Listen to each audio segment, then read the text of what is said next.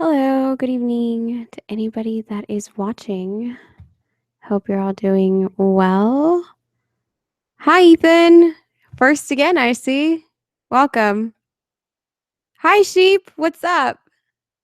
Hope you're doing well, man. Let's see. Okay, so I thought I'd try my skills at live reading. I think I've only done this once before. I think it was for Halloween, and that was when I'd gotten my first actual mic. So, oh, hi, Lex. Nice to see you guys here. Hope you're all doing well. Hope you had a good weekend. Also, if you guys have any stories that you would like to suggest for me to read right now, I am completely open to that. So let's see here.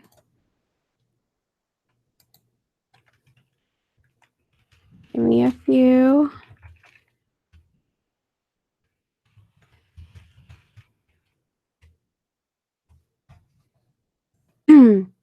So I found the story called Did Vince Vaughn Save My Life? So it caught my eye. So let's see what this is about because I have not given it a read through. And wish me luck because I don't often live read, like I said. Oh, hi, Patty. Welcome. Thank you. Patty said, "Hi, how are you? Just came across your channel a few weeks back. You're brilliant. Keep up the great work. I'm from Ireland." Oh, I love your accent. I love Irish accents. Just gonna throw that out there. But I'm glad that you're enjoying the content so far and that you continue on going through the videos. Okay. So, let's see. Did Vince Vaughn save my life? I'm terrible at writing, so bear with me. I'm a lurker here and love a lot of the stories. I've thought about posting mine, so I'm chilling with a glass of wine and decided to share. Hope you don't mind. I work as a theater nurse and I lived in an affluent neighborhood in a city in Scotland. The flat I lived in was a tenement on the first floor, so I was pretty high up, so I felt pretty safe in it. About 6 years ago, I had the shift from hell. Theater overran. Theater overran, the patient was very ill. Just one of those days. So I arrived home about 8 p.m. My shift finishes at 6 usually. I was a smoker back then, so I made some dinner and I didn't clear up as I was so tired. Had a cigarette and decided to watch a film on my laptop in bed.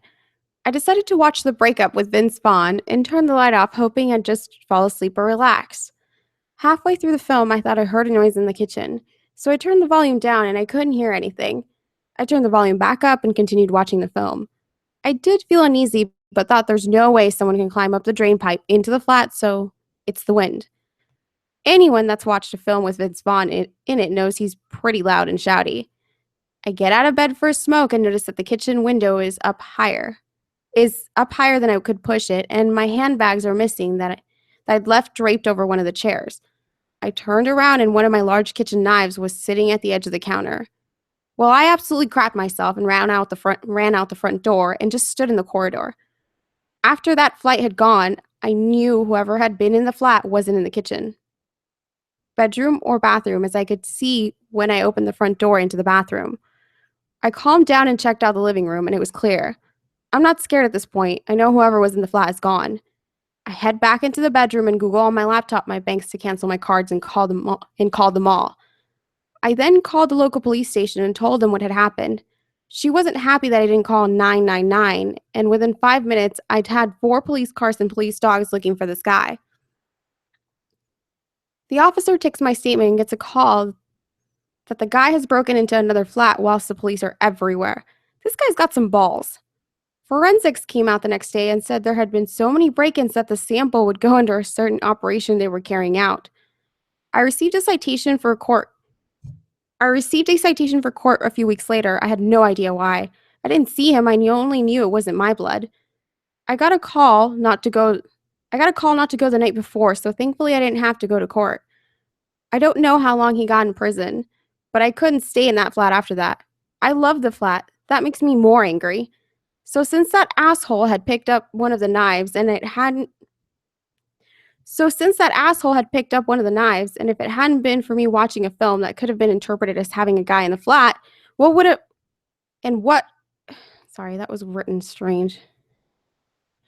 So since that asshole had picked up one of my knives and it hadn't been and I hadn't been watching a film that could have been interpreted as having a guy in the flat, what would he have done? That was written really weird, guys.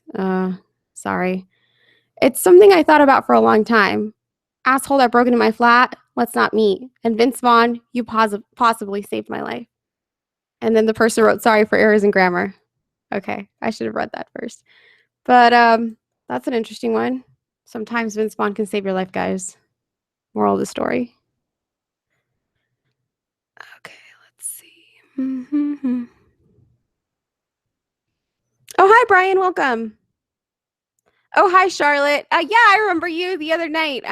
You found my channel through Cannibal's live stream where I was shamelessly promoting myself and he was helping, so it's okay. Oh my gosh. All right. Did you guys have any suggestions for stories? Sir Sheepington the Third. I like that one, Sheep. It's a good one. Ooh, Stigmata. Okay, I am actually going to get on that tonight. That's a good one, Patty. Thank you for that.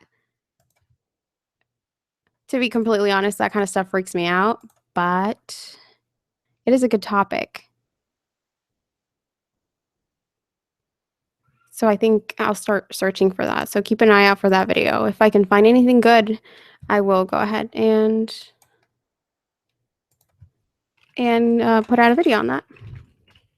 Any other ideas, guys? Any other stories you want me to read? And I know this is a completely random live stream. I was not counting on this. I just decided I wanted to practice my live reading. Oh, Patty, your accent would definitely suit the reading of this. I mean, I don't know what you sound like as far as your voice, but I know that people like Irish accents in general. So you should give it a try. You never know. There's so many people out there reading stories. And there's some that are great and there's some that are not so great. But yeah, I mean, why not? Don't put yourself down before you've tried.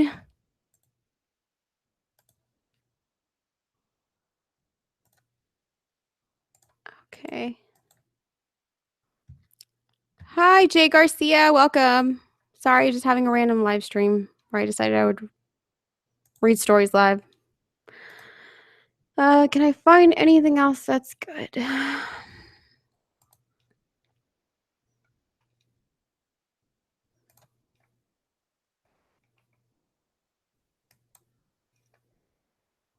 Here's one.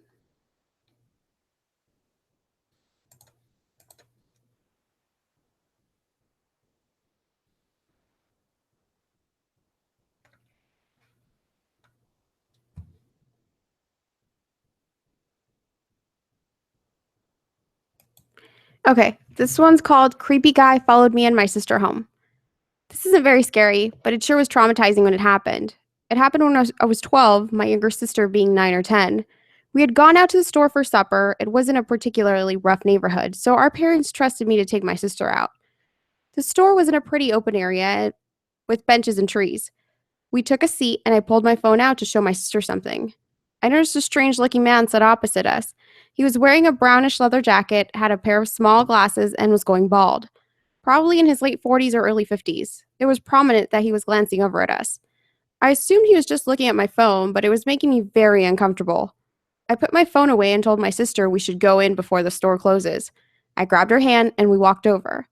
When we were inside, I noticed a man had come over to the outside of the window and was smoking a cigarette.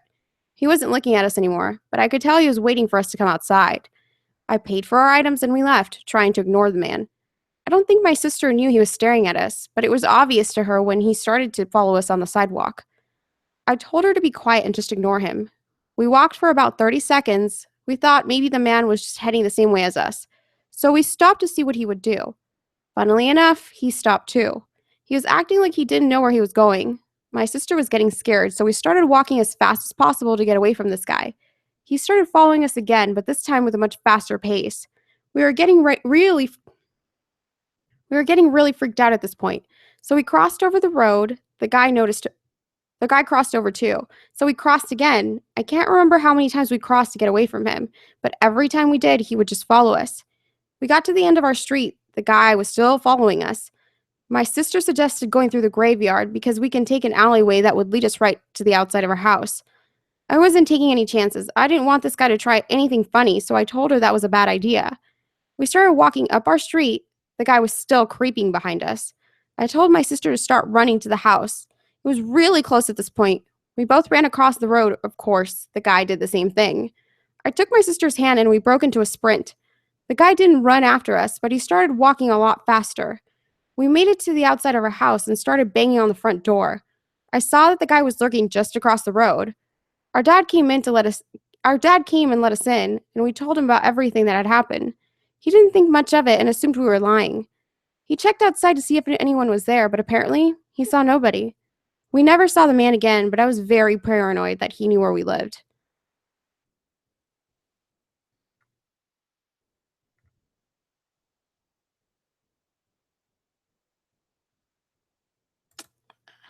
Okay, well, that's kind of creepy. Being stalked in the night while you're 12, not a good feeling. I mean, some of the stories that are on Reddit, I feel like can be left up for interpretation sometimes, because sometimes it really isn't the person being creepy. I actually heard a story that I think, I want to say it was Insomniac or that creepypasta guy read, where it was from the perspective of a guy that he could tell the girl thought that she was stalking him, but that wasn't the case, or that he was stalking her rather. That wasn't the case. It was just a misunderstanding. But I guess better to be safe than sorry. Hi, Living Among Us. Welcome. Here's another guy with an amazing voice, guys. If you haven't checked out Living Among Us, please do. Uh, he just has this intense voice that was really made for narrating, in my opinion. But yeah, just go check him out. Really cool guy too. But yeah, I mean, let's see. What was it? Last night I was out at a public venue, and it was a casino. I went to the bar inside the casino and decided to get a drink, and there was this older gentleman who was sitting there, talking to the bartender. And then he tried making small talk with me, and I just walked away, and he followed me out of the bar area, and he did this for a while. So it was kind of creepy, but I mean, I didn't feel like my safety was threatened or anything because we were in a public place, but it was definitely not a good feeling to be followed around. Sir Sheepington said, WTF, I was waiting for you stream and it just started. Yeah, it just started, Sir Sheepington. I haven't been streaming for long. I mean, this wasn't even planned. I just felt like streaming because honestly, my channel feels like home, and I just wanted to stream, I guess. Long weekend for me. And then I had that happen, so that was kind of weird last night. Going back to what I was saying. Any other stories you guys want me to read? I'm open to it. I don't think I did too bad in that last one. The first one was a bit rough, but this last one wasn't too bad of a live reading, considering I'm not used to doing this. I know it's you, Sheep. I am very much aware it's you. Thank you for watching and being one of my loyal subscribers since the beginning. Let's see.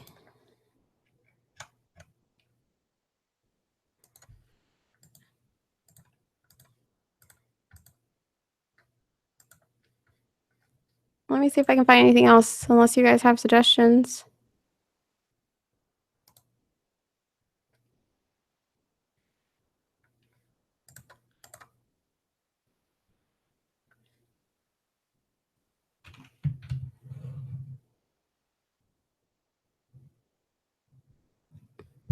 Okay, I think I found one. It's rather short.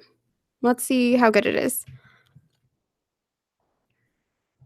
So when I was around 6 years old, 23 now, just before starting school, I had to stay at my grandparents' place for around 6 months due to my parents constantly traveling for work.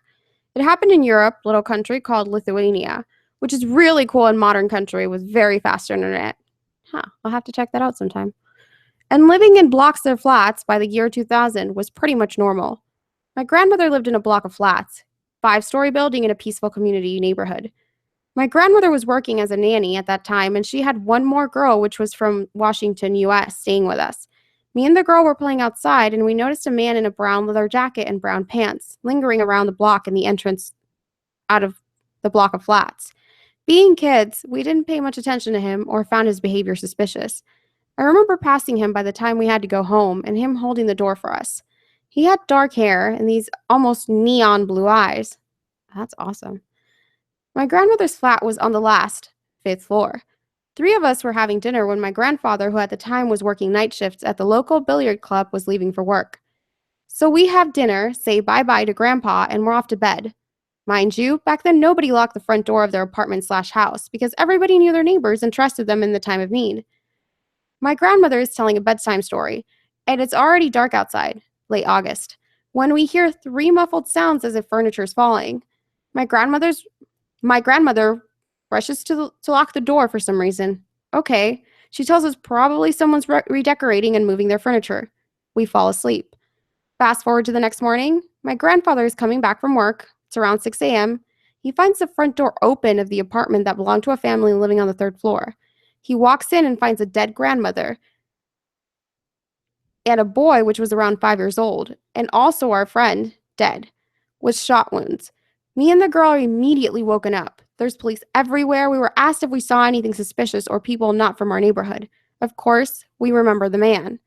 Later on, he was found guilty of the particular murder and it was all over the local newspapers. Since then, everybody I know, including myself, locks the doors. Creepy murderer, let's not meet again. Well, it's always so unsettling how easy it is for us to run into people who are murderers or rapists, and then they stand out, but they look just like regular people, other than the fact that they may not be somewhere where they usually are. So I don't know. I know there's a lot of things said about women being paranoid of being stalked and all that. And I do think that there is, a line that you can cross in terms of being paranoid or just being safe. But it's just so difficult nowadays as a female to really distinguish it.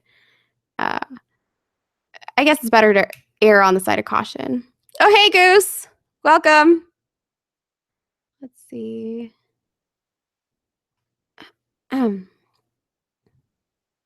Charlotte, so most of the stories in the true story community come from Reddit, from the Let's Not Meet forums and things like that. I actually try finding some that are not on Reddit just because I know that those are done so often. So I try to find new stuff for you guys, but that's not always possible. I try to do new things also, like the asylums. What was it called? I think it's called Two Scary Asylum Stories that I did. The stories are real. They didn't come from Reddit. And then I also did it like documentary style a little bit. So I did some research on 2 particular asylums that are close to where I live. Let's see. Thank you, Patty. I'm trying to become more fluid.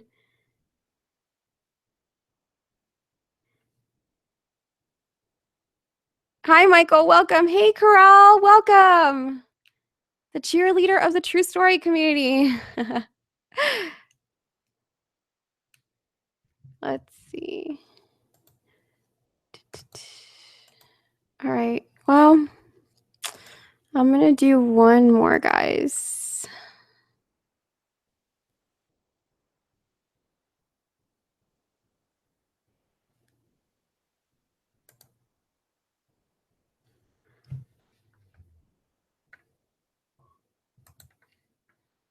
Bear with me a second. Oh, here's one. Dark Alley of Japan. When I was about 15 years old, I was heading home from the train station. I lived on a military base, and it was about a 15 to 20-minute walk. I had just reached the entrance of a long, dark, narrow alley when I heard the sound of music and a car approaching me from behind. I moved as close to the walls as possible to allow the car to pass me, but they ended up turning slightly sideways and cutting me off. I stopped, and a man came out of the driver's side and looked at me, at the opposite side of the car.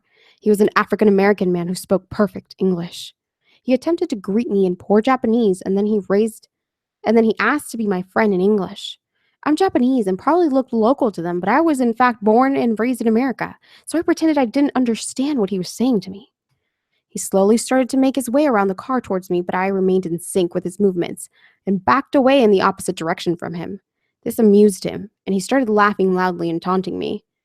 You're afraid of me? Ha ha ha! You're afraid of me! I sheepishly put my hands up in front of me as I continued to back away towards the front of the car. Some light illuminated the inside of the car, and my eyes rested on the face of another man in the passenger seat. The man outside saw my eyes shift away from him and made a lunge at me. I was still just out of his reach and shot off, sprinting down the alley. The man ran back to the door and jumped in his car. I heard his tires screech as he reversed out of the alley. At this point, I thought maybe they were going to leave me alone, but as I neared the end of the alley, I heard the music from their car getting loud. Once again, their car reaches me at the same time I get out of the alley, and I run right past it and slip through some bars where only pedestrians are allowed to go. I can see the lights and fences of the gate to the base, and I am relieved. I was finally safe. Or was I? It never dawned on me at the time, but a few weeks later I realized that the man was American and very close to base. He must have been a soldier and tried to take advantage of the Japanese local girls that find shame in rape. He probably didn't realize I was American until he saw me run through the gate. Nothing ever came of it, but how many times could I have passed him at the commissary or the PX afterwards? Okay, so I decided to be a little bit sillier in that one. But yeah. Oh, a paramedic story, Charlotte. Oh, hey, Chris, aka Not So Norm. Thank you for stopping by. Oh, hi, Sunny. Nice to see you here. Oh, bye, Charlotte.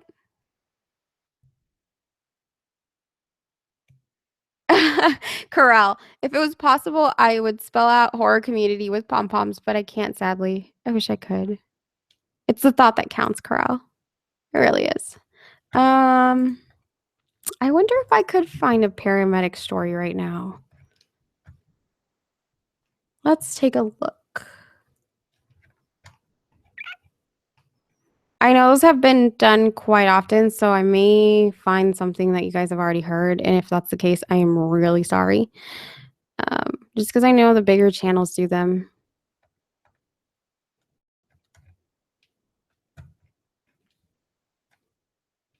Let's see. Primarily, Corpse Husband is known for doing them. But let's see if I can find one. Well, this one is different. Well, this one's called Bloodthirsty Mob Surrounded Our Ambulance. Does that still count, guys, as a paramedic story? Okay, let's see how this goes. From 2006 to 2008, I was a student at the university in England, studying paramedic science. This course was a 2-year fast track into becoming a qualified paramedic EMT. Wow, you have to go to school there for 2 years for that? That's not the case here in the States.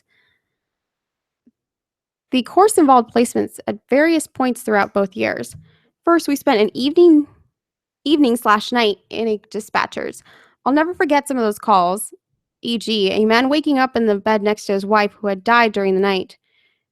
Next, we were stationed with a patient transport service, taking patients to their hospital appointments when they couldn't get there alone.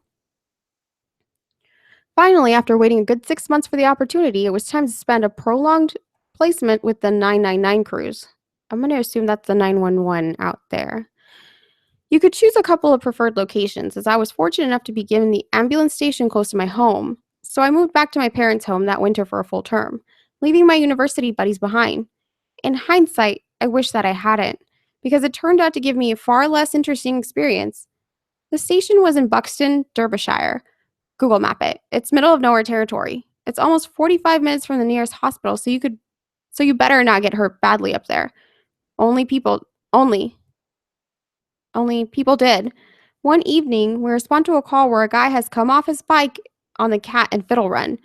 It's named after a pub by the same name on that road, which passes over the pennies Pennines, aka mountains.